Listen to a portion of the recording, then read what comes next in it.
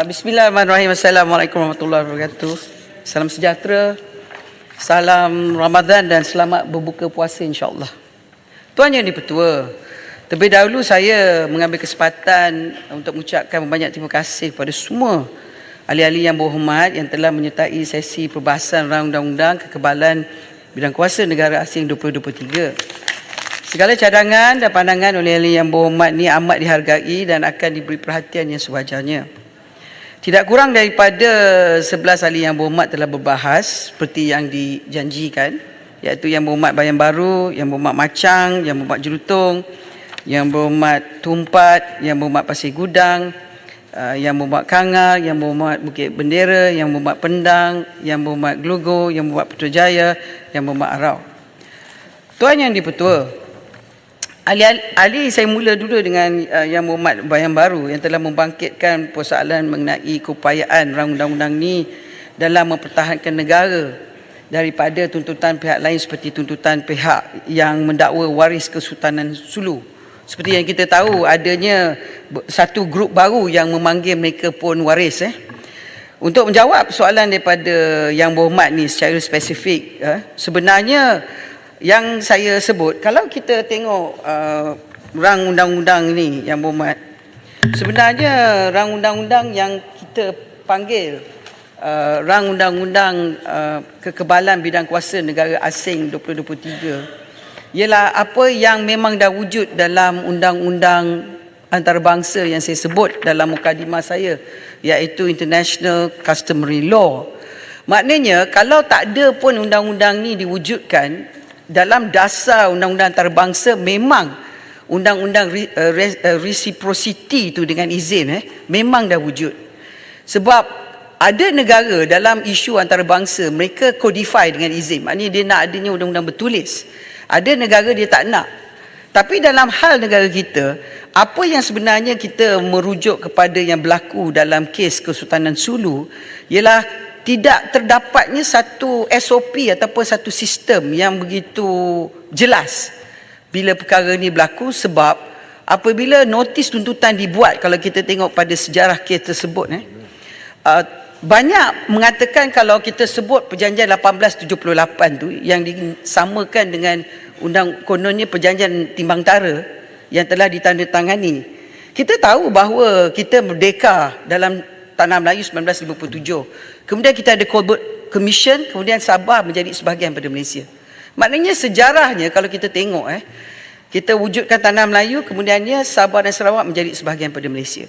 Jadi bila menyebut perjanjian 1878, banyak agensi kerajaan akan tertanya, ni perjanjian yang mana ni? Apa sebenarnya perlu? Sebab kalau kita tengok di rantau Asia Tenggara, banyak yang berlaku ialah dengan izin colonization oleh negara barat. Kita tengok di Indonesia, Belanda. Di Filipina, Amerika Syarikat. Dalam Asia Tenggara yang tak dijajah adalah Thailand, negara Thai. Tapi di semenanjung kita ni, di Malaysia dan juga di Singapura, kita punya kerajaan British. Jadi dan kita tahu kalau trade war ni di Asia Tenggara ni, kemasukan negara-negara asing dulu ni banyak kepada perdagangan rempah ratus. Maknanya dia menyaga. Dan perniagaan pada masa dulu tu bukan dengan negara berdaulat tetapi dengan syarikat-syarikat perniagaan. Adanya perniagaan North Borneo, Street Settlement, itu yang berlaku dulu 1878. Disebabkan kita tidak pernah terfikir bolehkah ada Timbang Tara punya perjanjian yang dalam bahasa Jawi ini dibawa sebagai bukti. Pada saat diserahkan dokumen pada kerajaan Malaysia, kerajaan masa tu bukan kerajaan Madani masa tu, apa yang perlu dilakukan oleh kerajaan?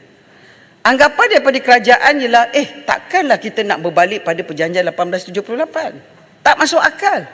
Tetapi negara luar yang bermula Timbang Tara antarabangsa, Timbang Tara yang bertemahkan perdagangan Timbang Tara, commercial arbitration, memulakan gerakan di Spain, mendapat perintah oleh satu arbitrator iaitu penimbang tara yang dilantik tanpa persetujuan daripada kerajaan Malaysia. Kita tahu Yang Berhormat Tuan Yang di-Pertua, timbang tara ataupun commercial arbitration ialah platform ADR, alternate dispute resolution. Dia ada timbang tara, dia ada mediasi. Jadi itu format yang tak pergi ke mahkamah. Itu format penyelesaian luar mahkamah. Jadi dalam perkara ni, kita diserah dokumen, tangan Malaysia dikunci, ditutup, tiba-tiba kita didapatkan perintah bilion USD, nak dekat 15 bilion. Tak apalah, mungkin kita kata, alah cerita kelakar lah, Tuan Yudi betul-betul. Tetapi, bila kita buat tindakan ke atas timbang tara di Spain tu, dia lompat ke bidang kuasa negara yang dipanggil forum shopping. Dia pakai order yang sama tu, dia lari ke Perancis, kemudian dia lari ke Luxembourg, kemudian dia lari ke Netherlands. Negara Eropah, Tuan Yang Dipertua, dia tak tahu undang-undang yang ada dalam negara kita. Dia menganggap bahawa perintah daripada timbang tara antarabangsa itu ada satu perintah yang mencukupi yang boleh dilaksanakan. Sebenarnya yang disebut oleh yang membuat sebahagian tadi itu memang betul. Ini adalah satu sindiket, Tuan Yang Dipertua.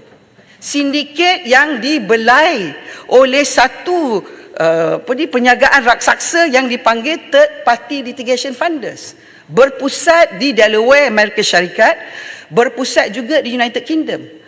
Third Party Litigation Funders, Tuan Yang Dipertua, ialah di negara-negara luar. Kalau kita nak saman, kita ada kes, tapi kita tak ada duit nak bayar peguam, dia beli hutang kita. Maknanya debt buying, dia beli hutang kita. Dan masalah hari ini di Amerika Syarikat telah diperbahaskan. Dan anak Robert Kennedy, bekas peguam negara Amerika Syarikat, Robert Kennedy Jr., memasukkan satu permohonan yang disebut sebagai Private Members Bill, menyatakan bahawa third party funders, kalau tidak dia ada regulasi, dilihat sebagai ancaman kepada keselamatan negara, national security. Kenapa? Sebab syarikat yang fundkan kes tu nak masuk kepada trademark, copyright, mana-mana perniagaan antarabangsa di Amerika Syarikat. Sebagai contoh, perdagangan yang menjual beli security weapon sebagai contoh.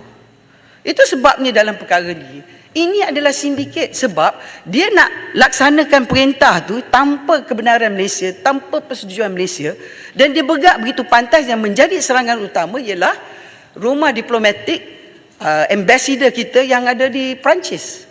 Ini bukan satu cerita dongeng, Tuan Yang Dipertua. Benda ni berlaku sebab kita tidak ada undang-undang yang secara nyata codify boleh berkata bahawa Malaysia mempunyai satu undang-undang yang memberi kekebalan kepada Malaysia. Tapi disebabkan sifat undang-undang antarabangsa, kalau kita nak kebal, yang depan tu kena kebal juga.